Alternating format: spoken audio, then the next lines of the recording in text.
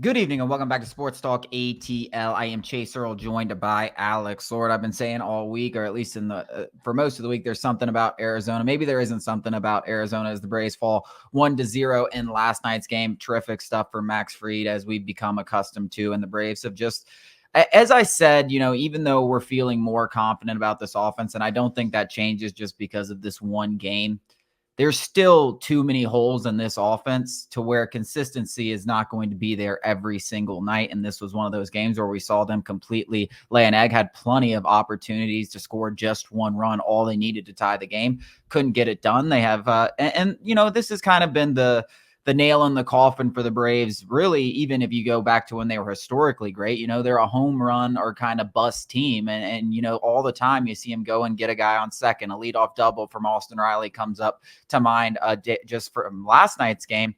And they can't seem to just move him over and get him in a one-run game. And that's been the Braves for the last 8 years, really. We just aren't getting the home runs as we're accustomed to over the last several years. Yep, we were cautiously optimistic about the Braves offense. And I think, I'm all the way back the other way, or not all the way back the other way in terms of pessimism, but yeah, this offense is what it is. At best, I think, they're slightly above league average. At this juncture in the season. And I think, this was a good reminder for Braves fans that this pitching staff is World Series ready as currently constructed, but the lineup isn't even close. Barring some absurdly hot end of September into October run, that can obviously propel you to the World Series. But this lineup needs an injection of talent, or it doesn't even really need to be talent. Maybe, I see a lot of people saying,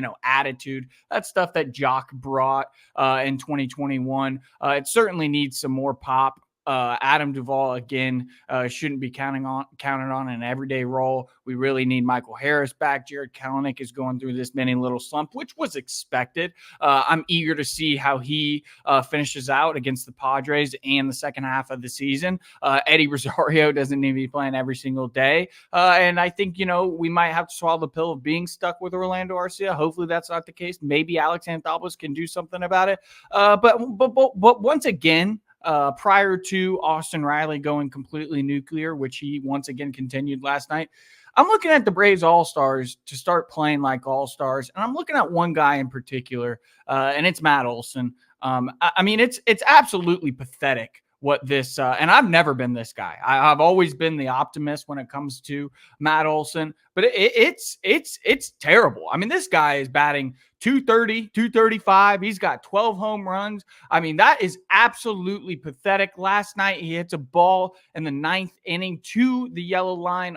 I mean, he needed that so bad. And I don't remember who robbed him of it, but the Diamondbacks left fielder ended up coming away with it. And I think, if you're looking at the Braves offensive outlook in general, obviously the deadline is going to bring some change. But at the end of the day, the in-house guys have to be who they are. And right now, the guy who's underperforming the most is Matt Olson. It's not even close. 12 home runs. This guy had nearly 60 home runs last year, breaking the franchise record. He's got 12 this year, on pace for what, 25? Yeah, I mean, Matt Olson, you know me. I could sit up here and rant about Matt Olson. I hate that. I'm not going to do that because I do believe Matt Olson is going to be better. But yes, you're right. He hasn't just been bad. He's been terrible. He's been one of the worst first basemen in baseball. Let's call a spade a spade, right? Like, he hasn't just been bad compared to last year. He hasn't just been bad compared to Freddie Freeman. He's been one of the worst, like a bottom 10 first baseman in all of baseball. Doesn't even have one F4 yet.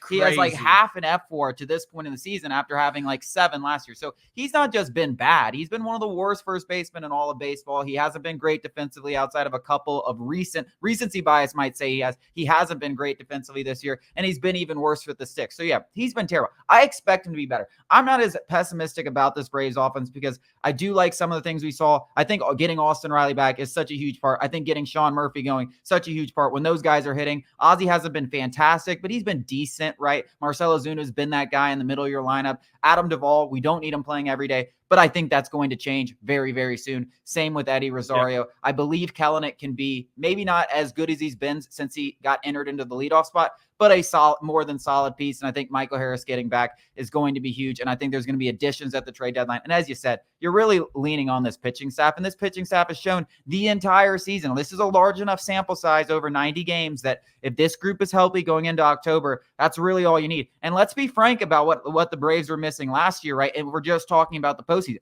They couldn't hit. So this isn't really anything new. If we're talking about the postseason, this is basically the team that we had in the postseason. I remember saying this, something of this nature going into the postseason. We were battling injuries once again in the rotation. We had concerns about the rotation going into the NLDS against the Phillies. And I said something along the lines of, it doesn't really matter who's on the mound as long as this offense does what it's capable of doing. At that point, we were talking about one of the greatest offenses in baseball history, slugging as a team over 500, absolutely absurd numbers. And they didn't show up. And they didn't show up against the Phillies in the year before. And once again, that is going to be the case. And it's not even like the Braves pitching, which was shorthanded, was just fell flat on its face. There were several instances where we had opportunities to win. Hell, Bryce Elder gave us an opportunity to win, and Brian Snicker wasn't asleep at the wheel last year. So, yeah, you're completely right. And hey, if Matt Olson wants to hit 220 with 12 home runs for the entire season, but decides to go nuclear in October, that's perfectly fine with me. That is earning your money. So it really is just a timing thing. Hopefully the bats come alive. Hopefully those additions you mentioned help us propel us through the second half of the season. But you're absolutely right. The pitching hasn't been our problem in the postseason. Yeah. It's been our sleepy bats. So it's just kind of like, this is basically what we've been dealing the last postseason. So you're kind of getting a taste of it in the regular season. Baseball says the pitching's going to be terrible this year and the bats are going to be absolutely but I think, when you look at postseason baseball in the most part, right? You just don't have these kind of offensive onslaughts where you just go and beat the hell out of someone with 12 runs. Most of these games are 5-4. You're playing the best pitchers. They're going to throw their best bullpen arms. They're going to have quick yanks. So it's harder to score runs. So really you're thinking about trying to get 4 or 5 runs, and it doesn't matter. And doesn't matter how you do it, right? And so I still have confidence that Alex Anthopoulos can build a lineup, even if it's kind of a ragtag group, even if the guys that come in, you're kind of like, who?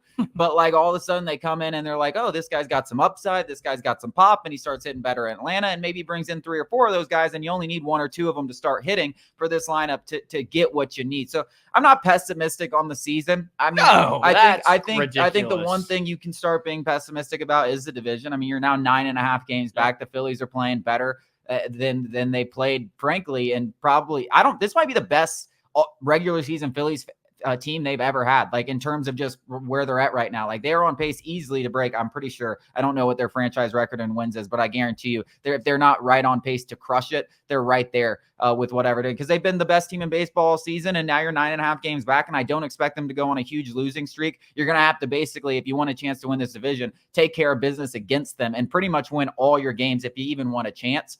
But so if you want to be pessimistic about that, you can be pessimistic. I'm right there with you. I mean, I'm as optimistic as I am, and as much as I like to talk trash about the Philadelphia Phillies, you got to give them credit for what they've done this season. And you got to take a look at where the Braves are right now and realize you still got 2 or 3 weeks left of this. So unless you can put together a hot streak with this current group, you're going to have a tough time doing it. Now, after the trade deadline, anything can happen, because Alex Anthopoulos can go out there, make some huge additions, and he's proven he can make huge additions without giving up much. So I'm excited to see what he does. I think these next 3 weeks are going to be fun from a Braves, and I think there's always something exciting about getting some new fresh blood in the lineup. Like I remember when we got Jock, it was just like we were just playing like crap, and then all of a sudden you're like, oh, Jock Peterson, I love Jock Peterson. Like, let's see what he can do. It just, and that just bringing new faces into the building, I think always has a positive impact. It feels like that's the biggest thing that this team is missing. Like we had several all-stars last year, and outside of Austin Riley, who were just underperforming. And it just feels like, we're in a rut, and like we take, 1 step back, 1 step forward, 2 steps back. Again, I'm not trying to be this pessimistic guy, but it's so frustrating watching Max Fried go out there, pitch a gym, and have no run support whatsoever. But yeah, it doesn't feel like the Braves need this, 900 OPS guy to get them out of this slump. They need a guy like Jock, somebody who's got some attitude, to remind them, hey, again, we are those mother effers. Like it seems quite simple. Well, we don't have a ton to talk about today, so why don't in the next segment we start talking about some of those guys that fit the bill, not just, from an attitude perspective.